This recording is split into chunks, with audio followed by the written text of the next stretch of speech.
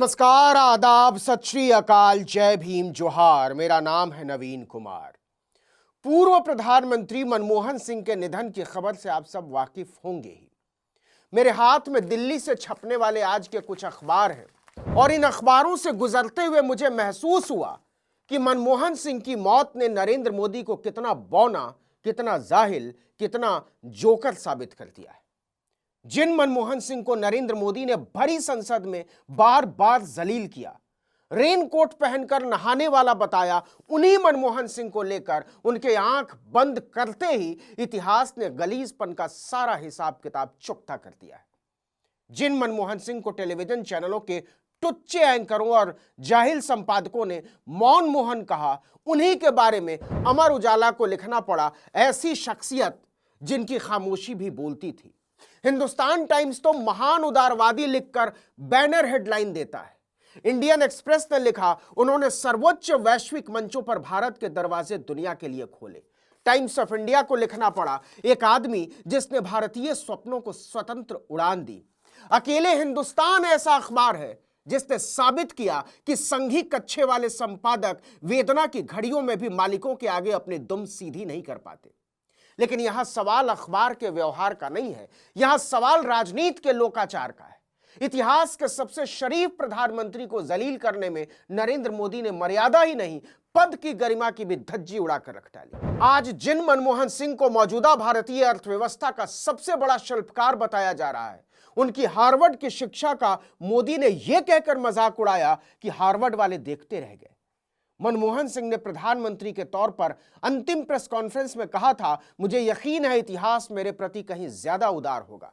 यह बात उनके आंख मूंदते ही सच साबित हो गई है। स्वतंत्र मीडिया और स्वतंत्र सवालों से भागते हुए कायर और निर्दयी प्रधानमंत्री ने मनमोहन सिंह की छवि को मलिन करने में कोई कसर नहीं छोड़ी थी।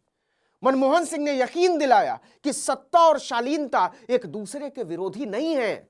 बताया कि बहादुर होने का मतलब सवालों का सामना करना होता है, कोरा बड़बोलापन नहीं। बताया कि जब काम बोलता हो तो खुद बोलने की जरूरत नहीं होती। आज जब एक प्रधानमंत्री कपड़े से पहचान कर लेने और एक रहेंगे तो सेफ रहेंगे जैसे गलीज नारे उछाल रहा हो और उसका गुंडा ब्रिगेड इस पर तालियां पीट रहा हो, तो एक सपने की तरह लगता है यह सोचना कि अर्थव्यवस्था की चर्चा इस देश की राजनीति के केंद्र में हुआ करती थी। बड़ा नेता वो नहीं होता जो दिन रात बकवासें किया करता फिरता है।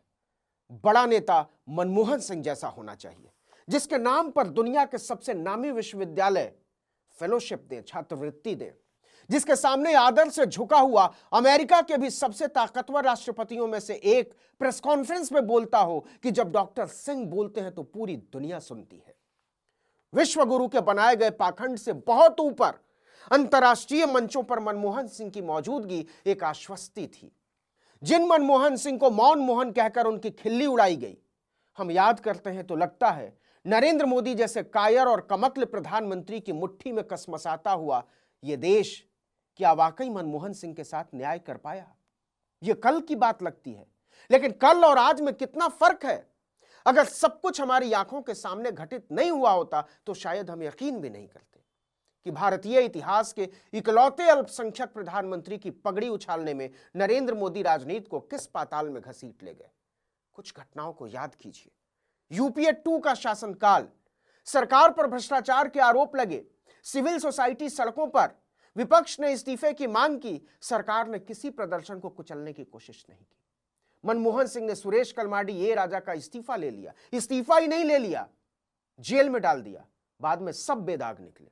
मतलब मनमोहन सिंह के खिलाफ एक गंदा अभियान छेड़ा गया था। कनिमोजी, आज की बात कीजिए, पूरी दुनिया ने देखा, अजय मिश्रा टेनी के बेटे के काफिले ने किसानों को अपनी जीप से कुचल डाला। कुचलने से पहले उसने बाकायदा धमकी दी थी, ललकारा था। टेनी के खिलाफ कार्रवाई या उसके इस्तीफे की बात छोड़ दीजिए, किसानों के खिलाफ भी केस दर्ज होते चले गए। किसान आज भी कोर्ट के चक्कर काट रहे हैं। नैतिकता का गला घोंट देने वाले कायर प्रधानमंत्री की करतूत दुनिया ने देखी। दूसरी घटना, भाजपा सांसद ब्रजभूषण सिंह पर महिला पहलवानों के यौन शोषण के संगीन आरोप लगे। महिला पहलवान 1 महीने तक जंतर मंतर पर बैठी रहीं। जांच भूल जाइए, गिरफ्तारी भूल जाइए, वो कहे लगाता रहा, मीडिया को धमकाता रहा और महिला पहलवानों को बीच सड़क पर घसीटकर पुलिस की वैन में फेंक दिया गया। एक बार फिर नैतिकता का गला घोंट देने वाले एक कायर प्रधानमंत्री की करतूत दुनिया ने देखी। मनमोहन सिंह का जमाना। मुंबई आतंकी हमलों के बाद गृह मंत्री शिवराज पाटिल ने 2 बार सूट बदल लिया। मीडिया ने मुद्दा उछाला, कहा देश में शोक की लहर है, पाटिल साहब को कपड़ों की पड़ी है। मनमोहन सिंह ने पाटिल को हटा दिया। आज तो साहब खुद घड़ी घड़ी कुर्ता बंडी साफा बदलते हैं। जब पुलवामा हुआ तब हुजूर जंगल में शूटिंग कर रहे थे, बांसुरी बजा रहे थे, बीन बजा रहे थे। लद्दाख में चीन की घुसपैठ कहां तक हुई, कितनी हुई, किसी को नहीं पता। पुलवामा पठानकोट का सच क्या है, कोई नहीं जानता।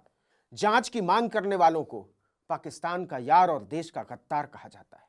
नैतिकता का गला घोंट देने वाले एक कायर प्रधानमंत्री की करतूत दुनिया रोज देखती है। फिर से पीछे चलिए। इसी दिल्ली के जंतर मंतर पर रामलीला मैदान में अन्ना हजारे ने आंदोलन किया। किरण बेदी से लेकर अरविंद केजरीवाल तक सब मनमोहन सिंह के मंत्रियों के खिलाफ ईमानदारी का फतवा जारी करते थे। न अन्ना हजारे के खिलाफ केस हुआ, न केजरीवाल के खिलाफ केस हुआ, न किरण बेदी के खिलाफ। आज क्या है, अन्ना हजारे जीवन के आखिरी दौर में है, कोई नाम लेवा तक नहीं बचा। केजरीवाल दिल्ली के मुख्यमंत्री बने, किरण बेदी गवर्नर बन गई। केजरीवाल ने मोदी के खिलाफ बोलना शुरू किया, जेल भेज दिए गए। ऐसा रगड़ा कि अब जुबान हलक से बाहर नहीं निकलती। किरण बेदी की ईमानदारी की कस्मों के परखच्चे उड़ चुके हैं। याद कीजिए, रामदेव उर्फ रामकिशन यादव नाम का फ्रॉड रोज जनता के खाते में 15 लाख रुपए डालता था। काले धन के खिलाफ उसने मुहिम छेड़ रखी थी। मनमोहन सिंह ने अपने 4 वरिष्ठ मंत्रियों को उससे बातचीत करने के लिए भेजा था, फिर भी अकड़ा रहा। जरा सी सख्ती दिखाई तो सलवार पहनकर भाग निकला था। आज की कथा क्या है? आटा तेल बेचने वाला रामदेव उर्फ रामकिशन यादव अपनी याददाश्त भूल चुका है। काला धन शब्द वह जुबान पर भी नहीं ला पाता। 40 रुपए पेट्रोल कराने वाला 100 रुपए पार हो जाने के बाद भी दाढ़ी खुजाता रह गया। 2014 के बाद से दिल्ली की तरफ उसकी देखने की हिम्मत तक नहीं हुई। जड़ी बूटी और तेल बेचकर पैसा छाप रहा। कोविड में सरकार के मंत्रियों के सामने झूठ बोल के, जालसाजी करके विश्व स्वास्थ्य संगठन का नाम लेकर करोड़ों रुपए छाप डाले। मोदी उसके सामने दांत निपोरते रहे। बाद में सुप्रीम कोर्ट ने रामदेव को ऐसा रगड़ा कि बत्तीस ही हिल गई। 10 साल पहले जवाहरलाल नेहरू विश्वविद्यालय में मनमोहन सिंह के खिलाफ विरोध प्रदर्शन हुआ। पुलिस के साथ छात्र नेताओं की झड़प हुई। प्रशासन ने छात्रों के खिलाफ सख्ती दिखाई। मनमोहन सिंह ने खुद हस्तक्षेप किया, कहा नरमी बरतिए, छात्र हैं, विरोध प्रदर्शन उनका हक, कोई मुकदमा नहीं होगा। आज की बात तो करना ही फिजूल है। प्रोपेगेंडा चलाकर जेएनयू को तबाह कर दिया गया, उसे राष्ट्रद्रोह का अड्डा बताया गया। वहां पढ़ने वाली लड़कियों को एस्कॉर्ट, लड़कों को देशद्रोही साबित करने की कोशिश हुई। कन्हैया किसी तरह से बचा, उमर खालिद अभी भी जेल में है। अलीगढ़ मुस्लिम यूनिवर्सिटी के खिलाफ तो पूरा अभियान चलाया गया। नैतिकता का गला घोंट देने वाला एक कायर प्रधानमंत्री छात्रों और नौजवानों के खिलाफ अभियान का नेतृत्व करता है। मणिपुर की बात जानबूझकर नहीं कर रहा। नरेंद्र मोदी लोकतंत्र के कपड़े तार तार करके सूट चमकाते रहे और चमकाए जा रहे हैं। ऐसे में लगता है सचमुच में भारत ने एक विराट नेता खो दिया है। अब जबकि मनमोहन सिंह इस दुनिया में नहीं है, कल और आज का फर्क अपने अश्लीलतम रूप में हमारे सामने है। इसकी बर्बरता और विभत्स रूप में हमारे सामने आनी बाकी है। इंतजार करिए और देखते रहिए इस देश को कहां जाना है। नमस्कार।